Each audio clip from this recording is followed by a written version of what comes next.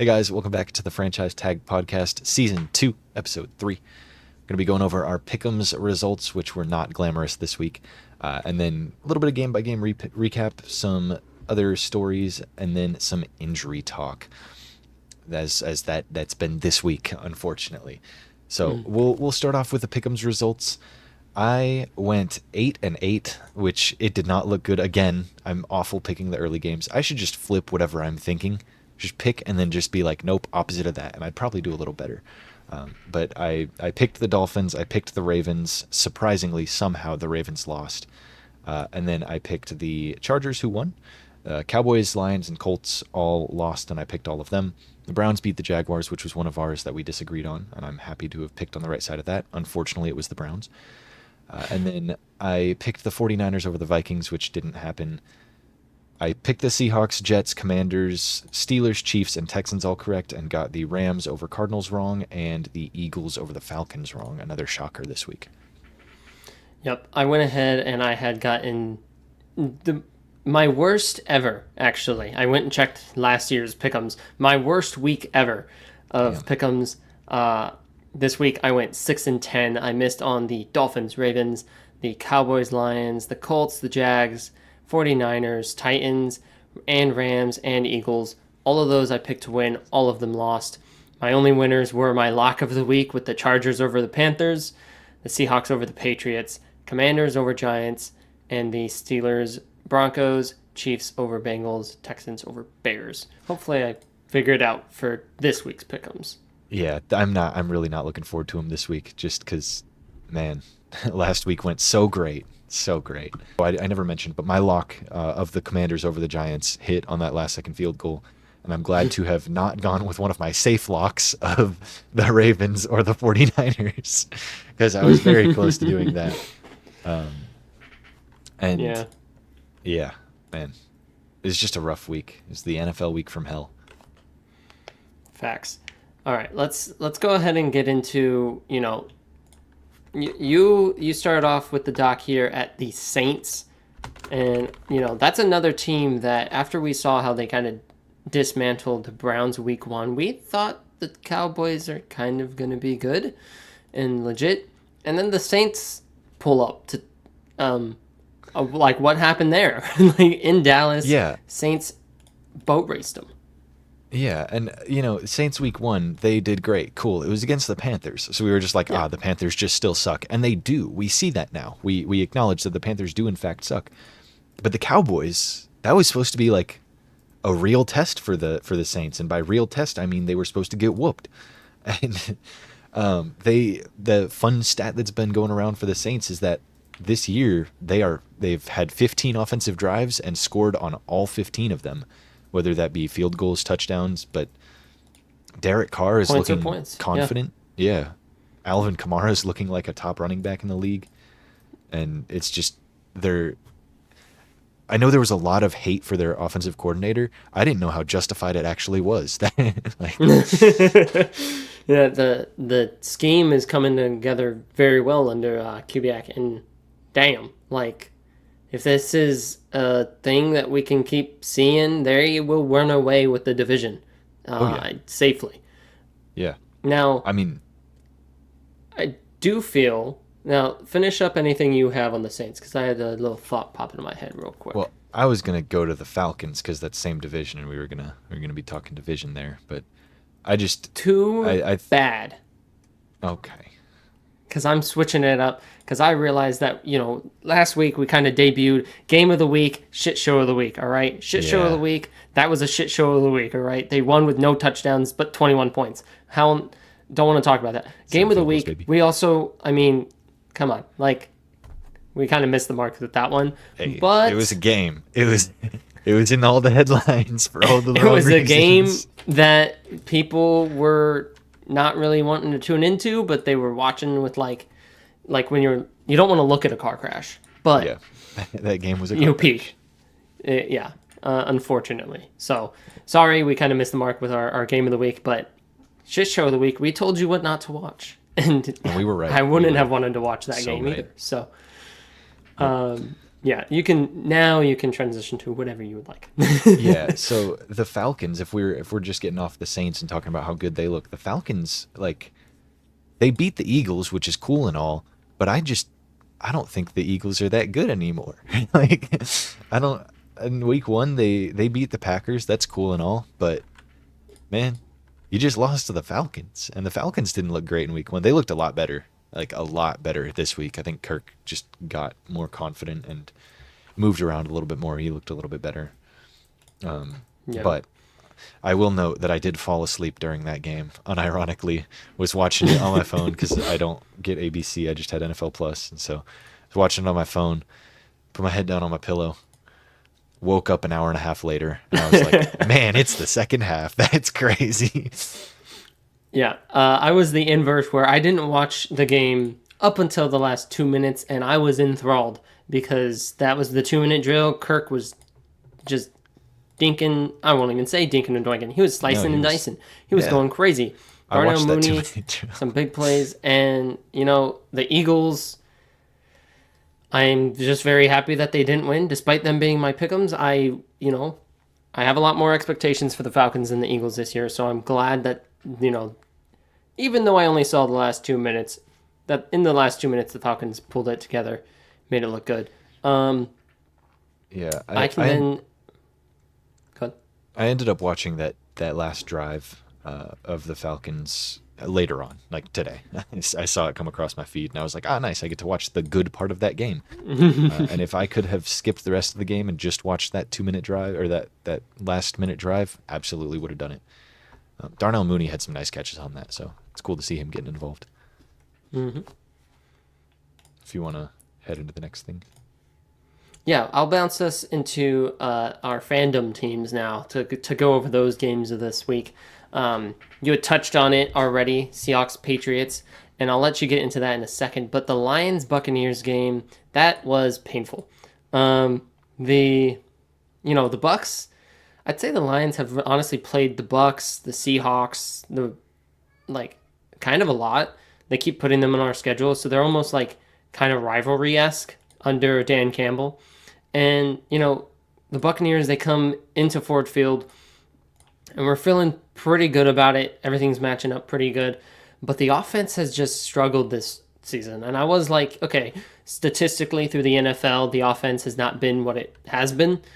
But like we get to the other side of the field and we just start missing passes and dropping catches, and it's just issue after issue.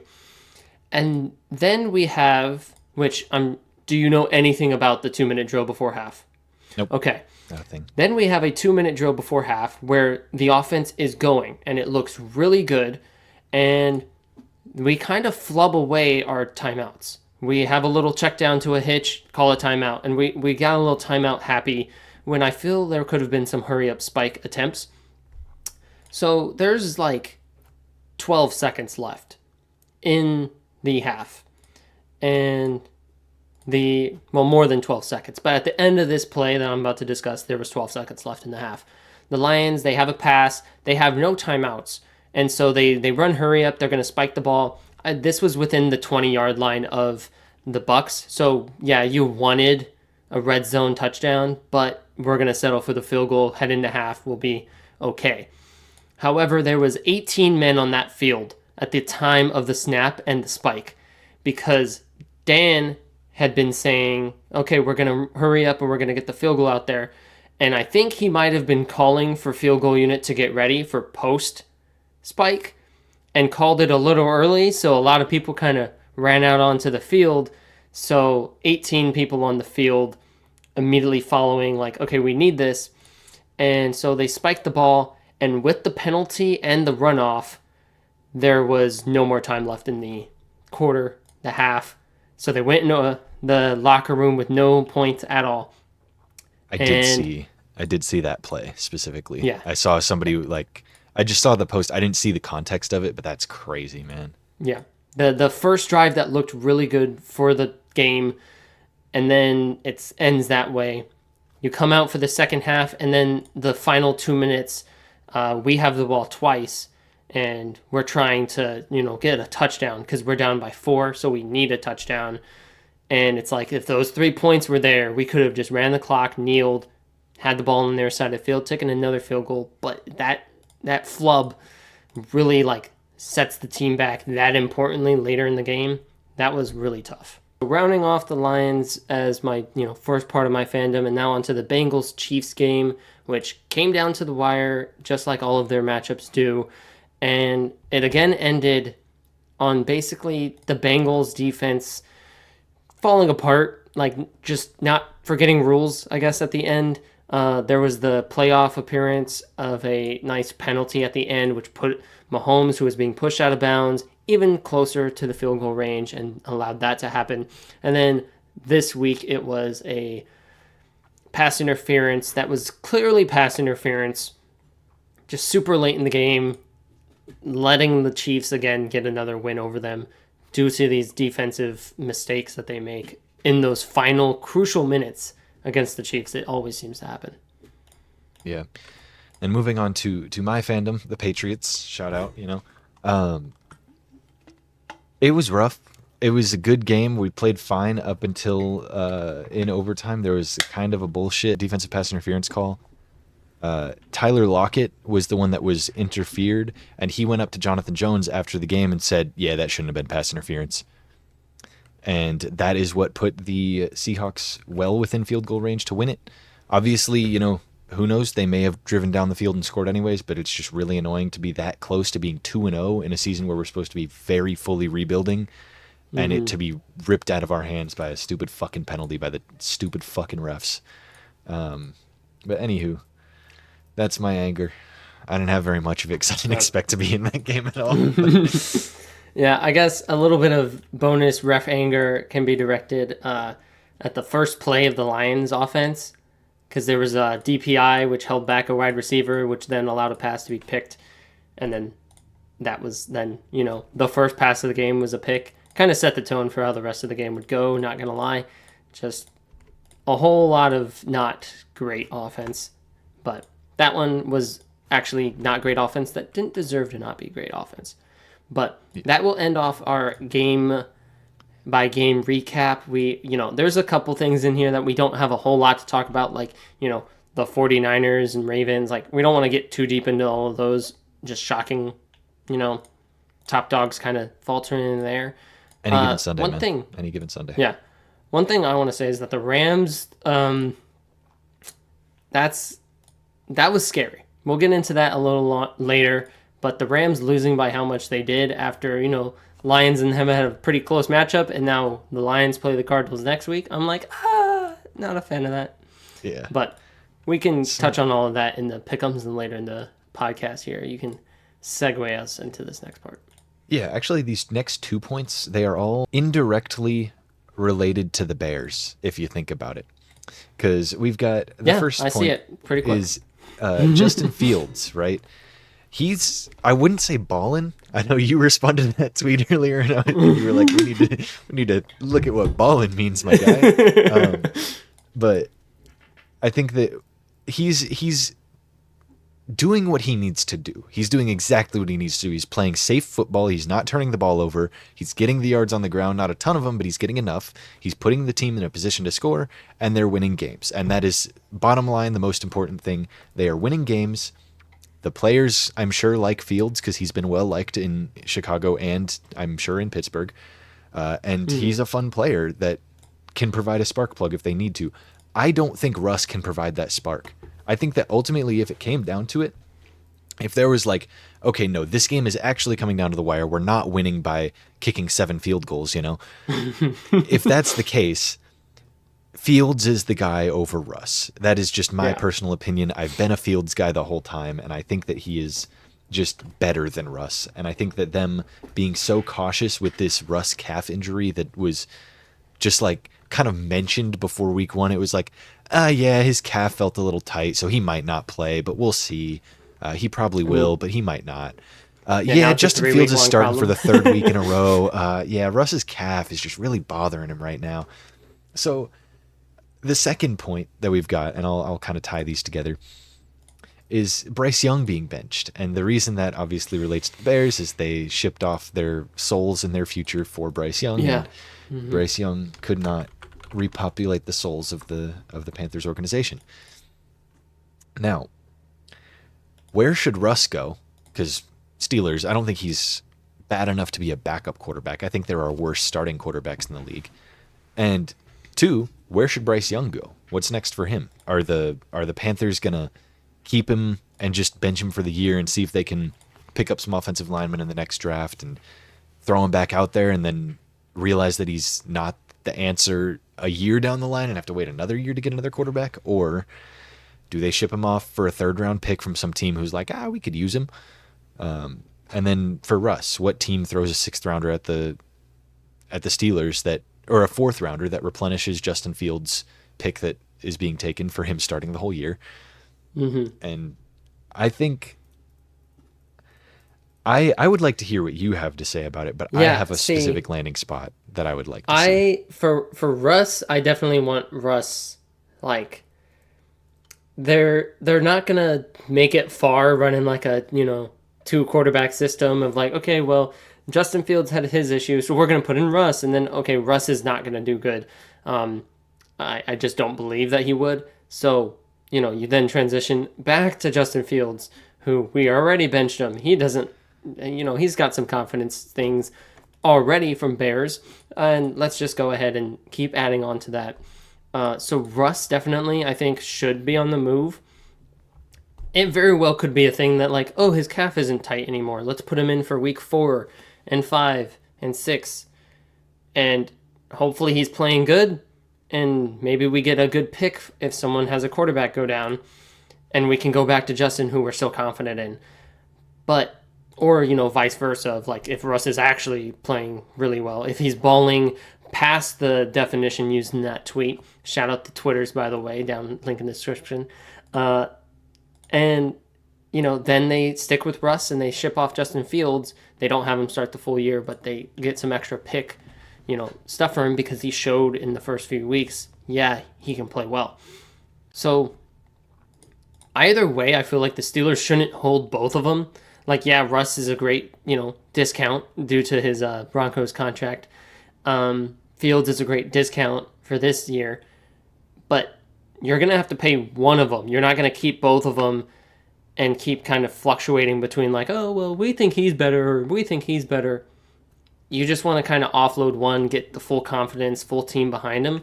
But at the same time, if you kind of have Russ and Justin Fields, these more mobile, get out of the, pocket, they're not going to just stand there and take a sack, which is probably more safe than on the run, full speed, then getting sacked, getting tackled at full speed and having a higher injury risk. Being a veteran with Russ or Justin Fields, he's had little, issues there here and there. But he runs reckless. No matter whether or not he's had big injuries. Back to college days, he's been taking massive hits everywhere he goes. Yeah. So in a way, it's almost like, okay, we should keep them both because do we prefer having a quarterback or having a 4th-round pick back? It's up in the air. I think really the performance that Justin Fields has put forth, it's good enough for the Steelers, but I don't think it's good enough for a team to be needing a quarterback to then, send a pick over when you still have these tight ends, these quarterbacks in free agency, unsigned on a roster that you could pick up. Yeah. Tyler Huntley, who is now recently replacing Tua, probably as a starter. Yeah, I think Skylar Thompson probably will start this week, but yeah. And now on to Bryce Young, which, man, I don't like this. I don't like that he's being benched after week 2 of his second year. Send him to the Lions. Send him to the Lions. Let's send him a 4th, a 6th compensatory 4th if he starts the Fields trade. Send him the Fields trade. Bryce Young on the Lions, just saying, that's probably 8 times as much offensive talent as the Panthers have. Yeah, and so the Lions don't trade theirs away. Yeah, I think Bryce is... I think if he plays in Carolina again, his career is over. But I think he could also. It's ironic because Geno Smith got good after he had Dave Canales, and Bryce Young is benched under Dave Canales. But I think that if he goes to a different team with a different culture that might care a little bit more and might have a little bit of a better setup than literally the worst run team in all of football, I think he can have success. And I think having him as a backup plan for if something were to happen to Goff, or just as the succession plan, if that costs anything less than a third round pick, so if that's a fourth, a fifth, a sixth, whatever, I think that's worth it for the Lions. I mean, right now the succession plan is Hendon Hooker, and maybe he's great, but I don't know if you can say that Hendon Hooker is better than Bryce Young. Yeah, So, a Tennessee offense versus Alabama offense. Bryce Young also knows half of our offensive weapons through college play. yeah. There's a nice little Gibbs. and Jameer.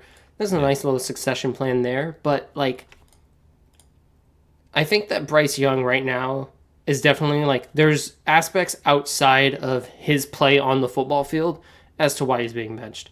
You could say it's the Panthers don't historically have great coach safety in terms of keeping their jobs long, so Canales might want to get some wins in before midseason when he's axed. Could be that Canales got hired in, and he was told, "We're signing you for 6 years, and we're going to make sure you make it to the end of the 6 years. We're not going to axe you early." So he's like, "All right, cool. I want my own quarterback that I draft, that I agree with their traits on." And I was thinking off-season time, it's like, okay, he's going there because he sees Bryce Young, and he's like, I know the traits he has, and I know what I can do with that.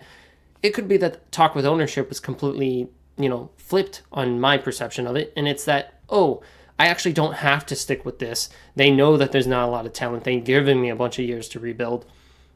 And I feel like all of this is just like, why is all of this being on Bryce Young when not really much of it is dependent on him with his lack of offensive talent, his lack of an offensive line, and all of the issues coming with it? I think that Bryce Young, his career, we had overreaction segment last week. I said that his career, it's not doomed, but apparently it's doomed in, Carolina, because they are benching him. They don't want him. They're moving on.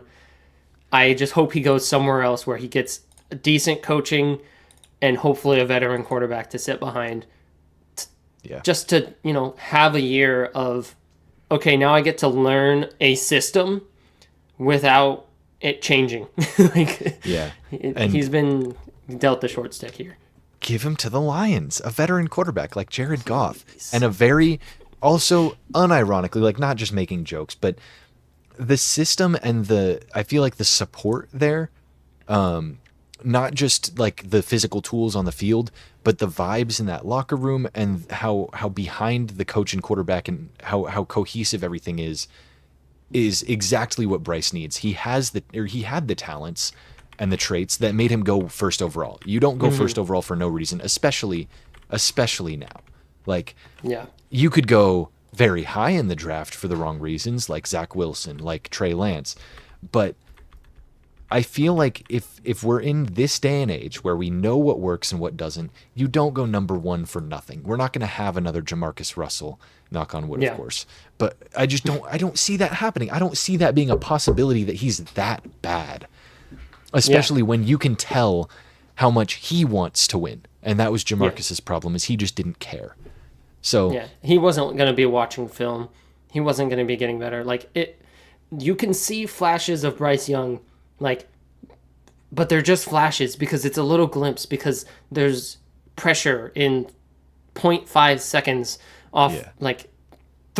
They can rush 3, and half of his O-line is going to be blocking the ground.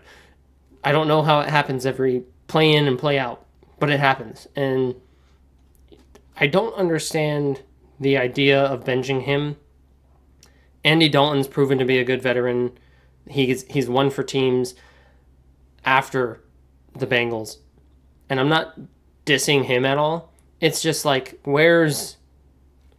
they needed to have a statement about it, and they just were like, oh, he's benched, Yeah. on to next week. And he apparently wasn't he was blindsided by it being benched as well. It wasn't something that he expected to happen, which means it wasn't something that was talked about. It wasn't a discussion. Nope, we're benching you.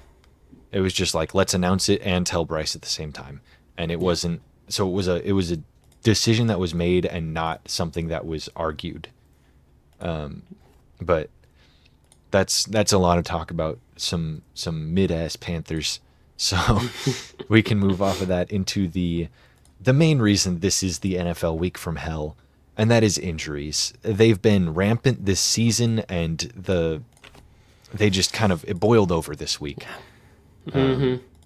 We've got a laundry list of injuries to go over, and we'll run through a couple and then kind of talk about a couple situations in particular. But A.J. Brown is going to be out multiple weeks. Hollywood Brown's on IR and likely done for the regular season, might come back during the playoffs. And then Isaiah Pacheco as well is on IR out at least 4 weeks with his fractured fibula. So those are the kind of, I wouldn't say minor injuries because none of them are minor injuries, but the kind of one-off, the ones that aren't full team issues minus, the Chiefs. But on a similar line of the Chiefs is the 49ers with Debo going down for multiple weeks and McCaffrey hitting IR. And I just don't like how Shanahan handled the CMC to IR situation where he said there's no chance he goes to IR. Then a week later it's, okay, he might go to IR. And the next day it's like, yeah, he's on IR. Yeah.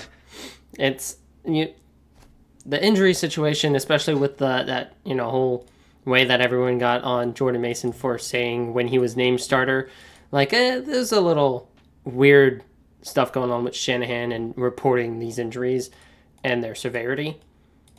But it also could be, CMC's own reporting of the injury severity, where he's such a I'm going to be back in mentality like a lot of these players have, where they won't doubt themselves on their ability to return.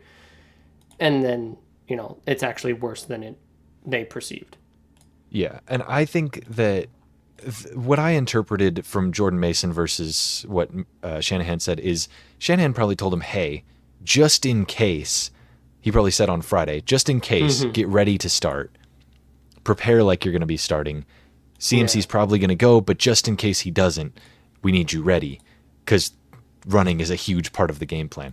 But then after seeing how Shanahan handled the IR talk, maybe not. Maybe that's not how it went, and maybe he is just awful at his job of reporting. But I'm curious to see how many of these games the Niners drop without their top weapons, and one of those is against the Patriots, and we're kind of good on defense. They dropped it to the Vikings. Unexpected things have happened before. We'll say that. Yeah. And then, do you want to get into your pseudo team? Yeah, I'll get into the pseudo team. So, the Rams. Pseudo team number 3, I guess, for me. The injuries for them, I mean, we could see them on display in week 1 against the Lions. Their offensive line was shuffling. They had people out at tackle who then played guard, who then played center, and back to guard. Just a whole lot of, mismatched O-line there for Stafford to try to just produce offensively with. Well, he was producing offensively with Puka Nacua for the first half, and then Cooper Kupp for the second half, and now he'll have to be doing it with Demarcus Robinson and Tutu Atwell. And Jordan Whittington. Jordan Whittington. And the Puka Nacua of this year is Jordan Whittington, baby. And it's for all the wrong reasons. So the Rams have a severe offensive injury problem. They have their problems on defense as well with, I think, is it Darius Williams was placed on IR week 1? I think that's what it was.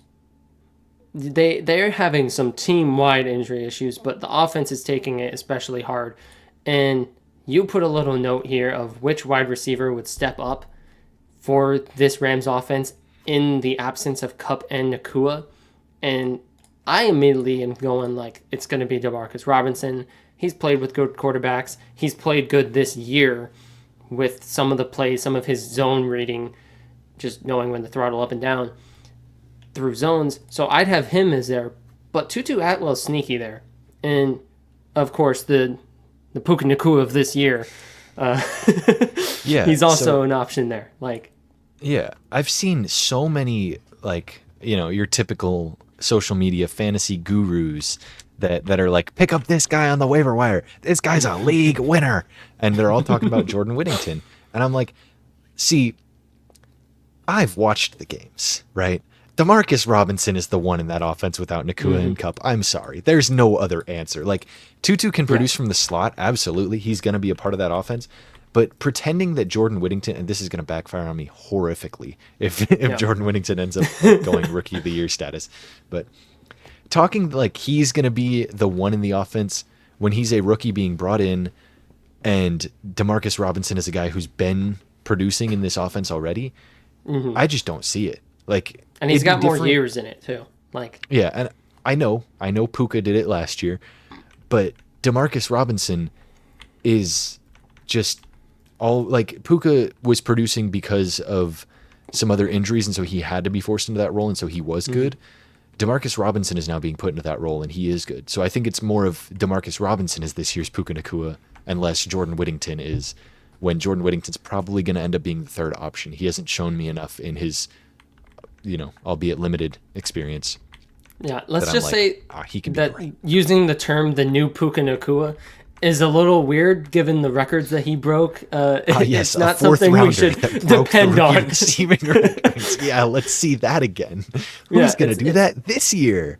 I won't say this is exactly something that is reliable that happens. So it's yeah, the vibe, I think the underdrafted receiver that Yeah, I think that it's going to be Demarcus Robinson, but Tutu has played well for them. He's been there for years, and it's just kind of a if he gets the opportunities to, he could do it. But I don't think he's going to unseat either of the Demarcus for his reps, for the pure amount of targets he'll see.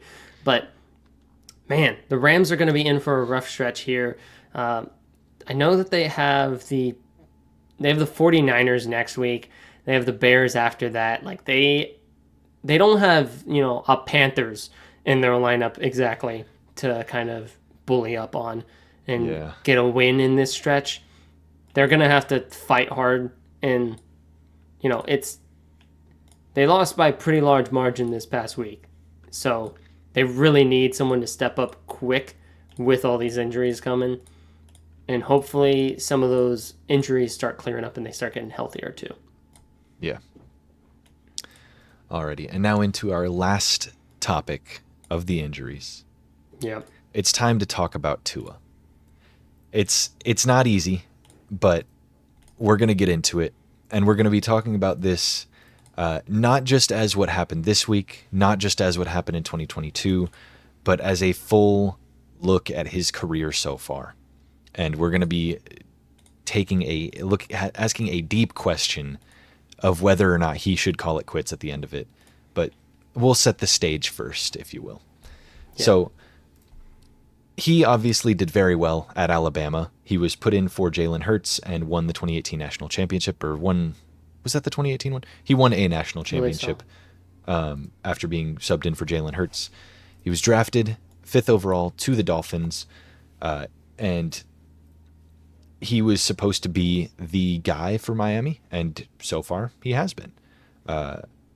Obviously, he had the controversy in year one with them kind of saying Ryan Fitzpatrick is our quarterback, and Ryan Fitzpatrick's a more journeyman, not necessarily a let's go into the season with him as our starter type quarterback, especially when you picked one at 5th overall, which is more of a common occurrence where you draft a quarterback high and bench him. But they kind of flip-flopped on that, said, no, Ryan Fitzpatrick is our guy, no, Tua's our guy. They benched Tua at one point in the season after starting him after week 6. After week 7 was when Tua got his start. And then Tua got benched in week 11 and then was injured in practice that week and missed week 12 as well, but then was the starter for the rest of the year. So he kind of overcame that controversy with Ryan Fitzpatrick and the subsequent benching and starting that took place. Yeah, and he had been benched for his play. It wasn't benched for, as I've kind of talked about with other extenuating circumstances for quarterbacks. He was benched for his play in the game. And then he was injured the next week, which kind of starts this slew of injuries, the history of which I'm about to get into, where in college, he suffered 6 injuries in a 2-year span. And one of those injuries was a dislocated hip, which was what ended his season prior to being drafted to the league. And then you go into the league, and he has that first thumb issue, which why he missed week 12 of his rookie year. And then he goes ahead and he has a rib issue, he has a chest issue, and those are his issues for his first 2 years in the league. And then the concussions start to roll in. In week 3, 2022, Tua hit his head hard on the ground, stood up, and then took a couple steps and fell back down, having to be held up by his offensive lineman before walking under his own power to the sideline and into the locker room. He was not designated as being under concussion protocol during that game. However, in week 4, 2022, he was officially designated with a concussion after he got slammed back into the turf against the Bengals, and that required him to be stretchered off of the field. Now, fast forward later into that year, week 15, 2022, he's once again hit his head on the ground again and gets an official concussion designation. And now that brings us to 2024, week 2, against the Bills. He lowers his head into another player and suffers his 3rd official concussion, one of which has landed him on IR, where he will miss a minimum of 4 games this year. Yeah, this is a very serious thing, a very serious issue. And unfortunately, there's not a lot of reasoning for it. Most injuries, you can kind of see a history and you can say, oh, well, he's hurt his leg a lot in the past, so his leg is weaker. This is not the same. He's just getting really unlucky with his head hitting the ground a lot and then not being smart enough protecting himself this past week against the Bills. And the media and fans definitely kind of agree that retirement is in his best interests. There is not enough money that will pay for a new brain if he keeps getting these concussions and ends his career not knowing his own name. That's on the extreme side of things. But with the way his career is going, there have been 2 seasons where he's been very badly concussed. And obviously last year he was kind of fine. He had a healthy season, but he was being a lot safer. And I think this year he's kind of gone back to that 2022 era where he was just slinging it, running, and then not being as safe with his body and his head. And on the other side, the people that don't think that he should retire is mainly Tua himself. He loves football. It's been part of his life for his entire life, basically. And it's given him a lot of opportunities, and he's very passionate for the sport and doesn't want to leave it. And I understand that. I get it. But man, you gotta think hard about it at this point. Yeah. And it's not a question that hasn't been called into question in the past. Like, this topic was being discussed in 2022 after his 2 concussions, arguably 3 concussions. And, people were like, he should retire. It's not safe. And that's when he himself said, like, no, I love the game. I'm going to keep playing. And he's kept playing up until now. But it's a 3rd one in a 2-year span. And it's kind of, it's bringing a lot more pressure to the cause for retirement. Like, there's been a lot of studies, and there was kind of a bombshell to the NFL when these studies came out about the concussions and about the risk of it all. And there's definitely quality of life drop off whenever these concussions, these repeated traumatic brain injuries pile on top of one another. And I mean, Mike Tyson, these Muhammad Ali, like these boxers, those are a lot more concussion-based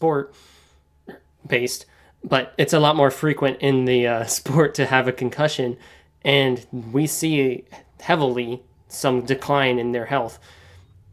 And so while that's not been the case for so many football players, it could be when he's notably having this many concussions that are being caught and he's getting his time away.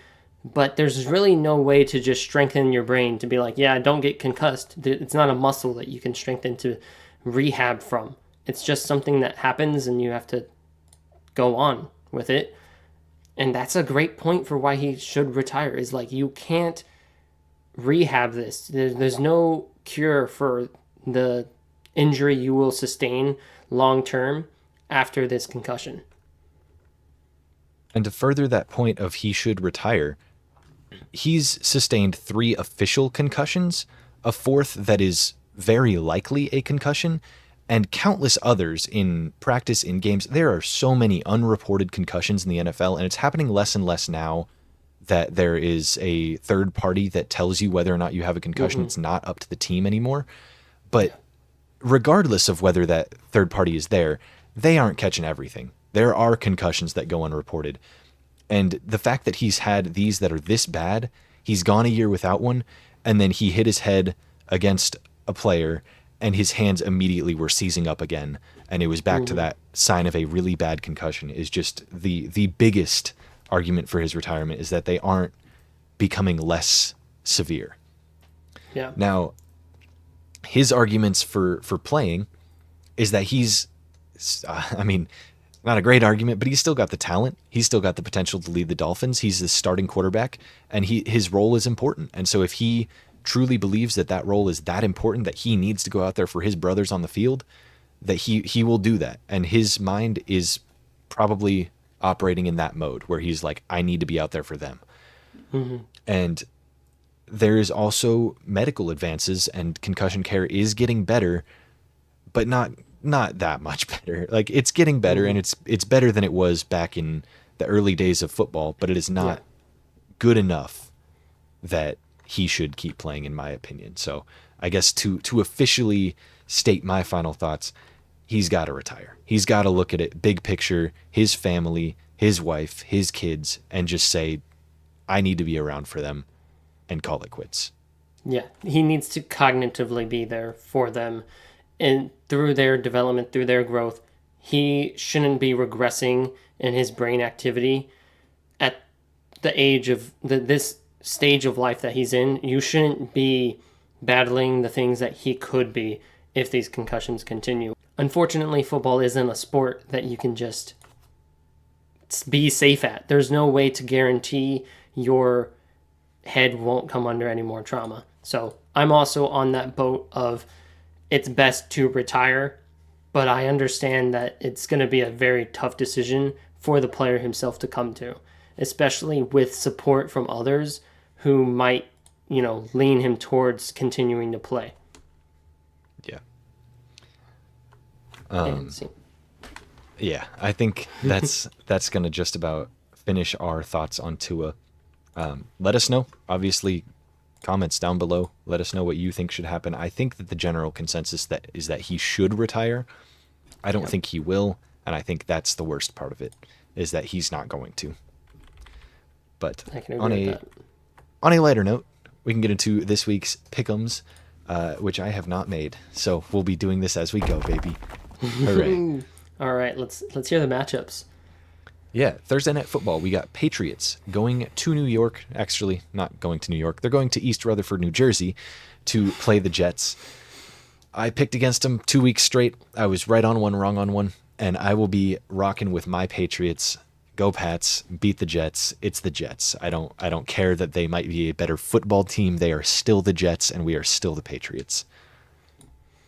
The Jets, to me, didn't convincingly win over the Titans good enough.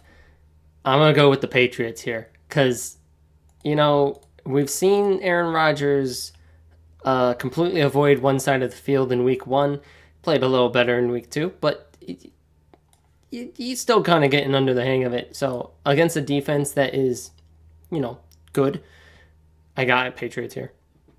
Yep. All right, Giants heading to Cleveland, taking on the Browns. Browns in this one. I will never pick for the Giants, not this season. It's after last week of my just atrocious 6-10 record. I need a layup, and I just have to pick the Browns here. It hurts. I hope that I can't wish for his injury. I hope they win. You can. Fair game. It's fair game. All right. I hope Jameis Winston gets some snaps this game. There you go. That's a nice way to put it. Yes. Right. Now, onto the Bears at Colts. I'm going to lean Colts on this one. It's kind of hard because I haven't seen what I wanted to see from either of these teams yet. And it could be the week for either of them to really put it together and gel cohesively. But I'm going to go with the Colts here. I think that, the Bears have certainly had their offensive line problems. Seems Caleb Williams can't go 2 consecutive snaps staying in the pocket safely. So I'm going to just kind of hope that the Colts can, use that to their advantage and get the dub. Yeah, I'm torn. I think that the Bears will eventually put everything together. They'll get cohesive, and I don't know if it's this week. The Colts looked pretty bad last week. Anthony Richardson specifically did not look great. But I don't know, man. I'm gonna just guess the same team you're guessing, and we'll go from there, just so that the record isn't messed up by me picking the wrong team. So we'll go Colts in this one. All right. Then into Minnesota, Texans taking on the Vikings. This is an early enough season matchup that I don't think that the weather's going to be too big of a problem for the Texans. I've got them winning in this one. But Vikings could be a lot better than people think, and I will leave it at that. Yeah, I think that, the Texans, the Vikings already got one win over somebody they weren't supposed to. Could happen again. But the Texans, they are just too good to bet against until they show me a reason to bet against them. I.e., if Joe Mixon did get that injury, I might actually be considering some other options here. But coming in mostly healthy as a really powerful offense, I'm going to go with the Texans as well. Cool. Now, on to the Eagles at Saints. I'm going to be picking the Saints here. It's time for me to, make up the fact that I picked the Eagles to win. I don't think they're going to be good. So the Saints, who are showing to be impressive, I will take to beat the Eagles this week. Yeah, I'm agreeing with you there. I think they're going to ride the hot hand of the entire team and keep producing. I do think that this is the week that they go a drive without scoring, but I would have said that last week as well. So maybe it's not. Maybe they do go perfect. But yeah, I think Saints over Eagles here. I think it'll be a close one. I think it'll be like a 28-24 Saints victory. Calling it right here. And then into Pittsburgh, where the Chargers will be taking on the Steelers. I think it's time for the Steelers to drop one. Obviously, they've got to keep that above 500 streak going, but they're 2-0 right now. So, they can lose this one. No big deal. I just like coaching of the Chargers a little bit better. I like the talent level a little bit better. I think the defense for the Steelers is tough. It's going to be a good game, but I do think the Chargers will win. Yeah, I'm agreeing with you there. I'm taking the Chargers this week as well. And then when the Broncos make their journey down to Tampa Bay to play the Buccaneers, I'm going to be taking the Buccaneers. I mean, the Broncos are playing the same kind of football they did the year prior. They won't let you score very much, but they're still going to score less. So I've got the Buccaneers here. All right. You leading us into the next one or no? You didn't say your pick. That would be true, wouldn't it? Yeah, I'm going Bucks. Broncos suck. Sorry, Matt. Hate to see it for you. But yeah, go Bucks. Or something like that. And then I also led us into that one, so you'd need to be leading us into the next one. I'm picking teams right now. I don't know if it's obvious. I'm not paying too much attention. Any Hoosies. Packers heading into Tennessee. This is the Malik Willis game. He's playing his former team. As long as Jordan Love doesn't go, I don't think he'll rush out there for this one. I think the Packers take it. I think they lean on, what's his name? Josh Jacobs. And then I think Malik Willis wants to prove that the Titans shouldn't have cut him. So he'll throw, maybe 15 passes this week instead of his measly 14 of last week. Yeah, and maybe he'll actually complete over 10 of them. He was 12 for 14, but nice try. Oh, was he? Okay. Yeah, he I saw his stat line at halftime, and it wasn't great, and I was like, all right. that seems to be maybe what they're I'm going to tripping. continue with. Yeah, at Indy he was 12 of 14, 122, a touchdown, no picks. Gotcha. I'm pretty Ran sure at 6 times half for he had 2 41 yards. incompletions and he had barely attempted any passes, and I was like, that might continue. Seemingly, no. I loved the quote from LaFleur when they were like, "Are you going to open up the playbook for him again next, or are you going to open up the playbook for him next week against the Titans?" And he was like, "We did open the playbook." It was that cadence, that delivery, and I was just like, "Man, I wish I He could be threw a up fan on the of the ball, Packers right coach. now." That was fucking hilarious too. All right. And on to the Panthers visiting the Raiders. Did I've you got make the your pick Raiders. there? Shut up, damn it. No This way. is not just the football week from hell. This is the football. This is the podcast week from hell too. Yeah. All right. I'm agreeing with you. I got the Packers over there, over the Titans. Although, maybe Will Levis doesn't goofily have a turnover this week. Dude, That if we might could that not might be use the him end of for a his streak. thumbnail. It won't be the end of their losing streak. So I will definitely be having the Packers win this game. If there's a week where we can just not use Levis on a thumbnail, that'll be a good week for the Titans. All right. And on to the Panthers visiting the Raiders. I got the Raiders here. I mean, Andy Dalton, yeah, that's cool and all. All right. That's it. That's your take. Yeah, that's my take. I'm so tempted to take the Panthers here just because I feel like the Raiders are due for a game where they just underperform, and the Panthers are due for one where they overperform. So this is, I think we can. Well, let me take a look at the rest of the games. This is the shit show of the week here, and I think that it could go either way.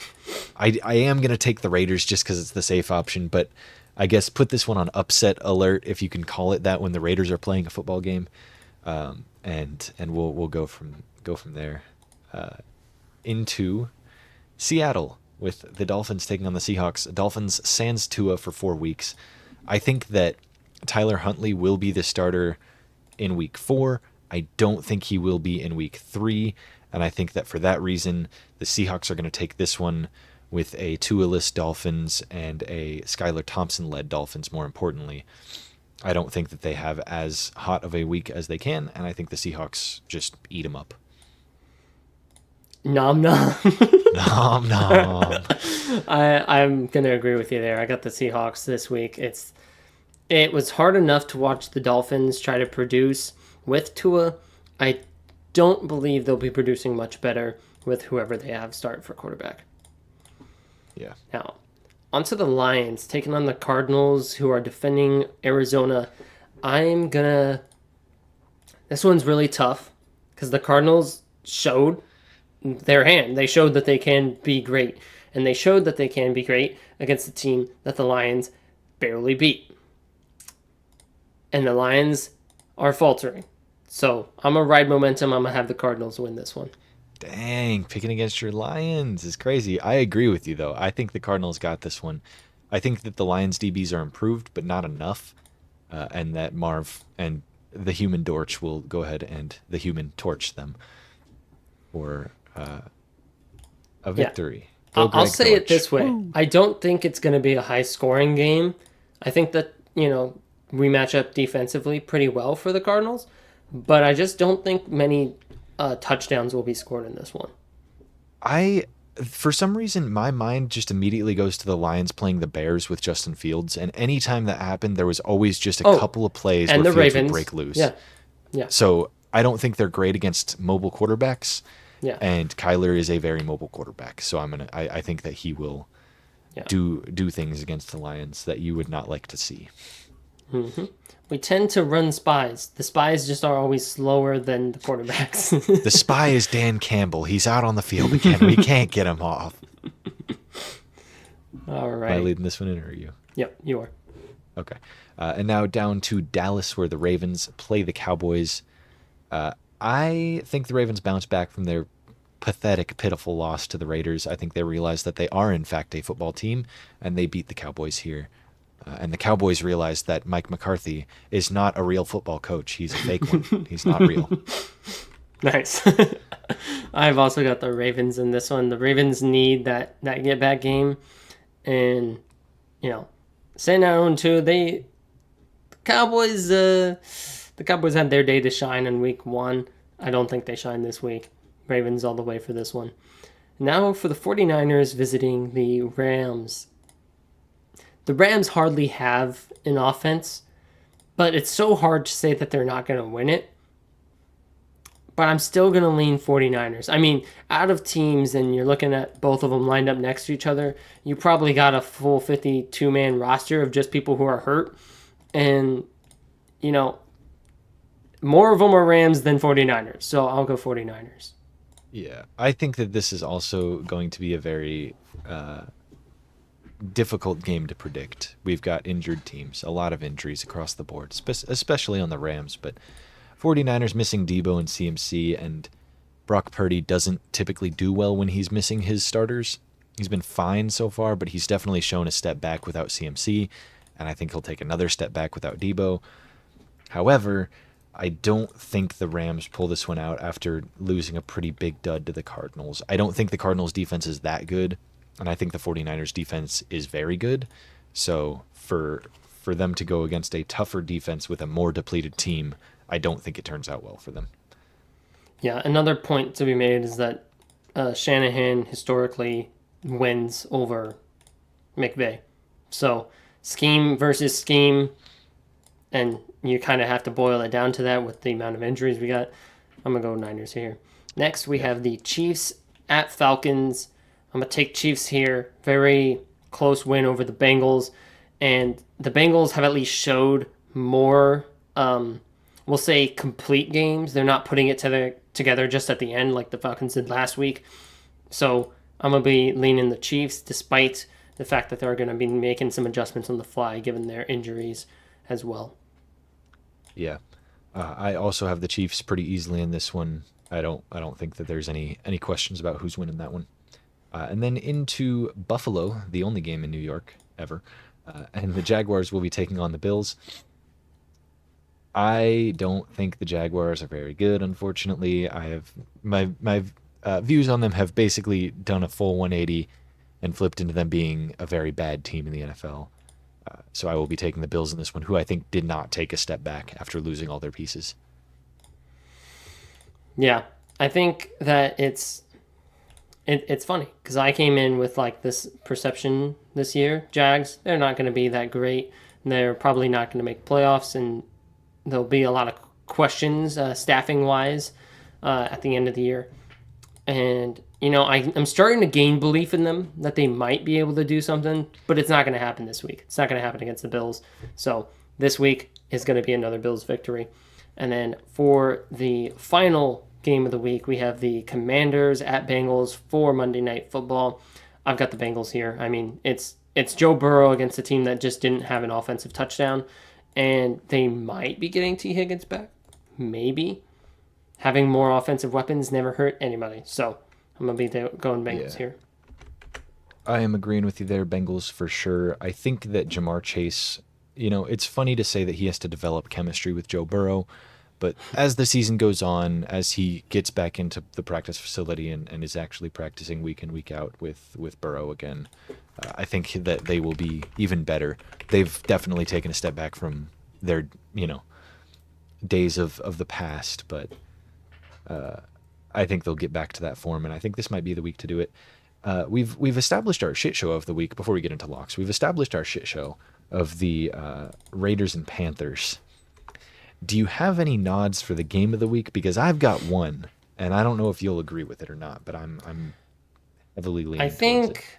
I think I'm leaning towards.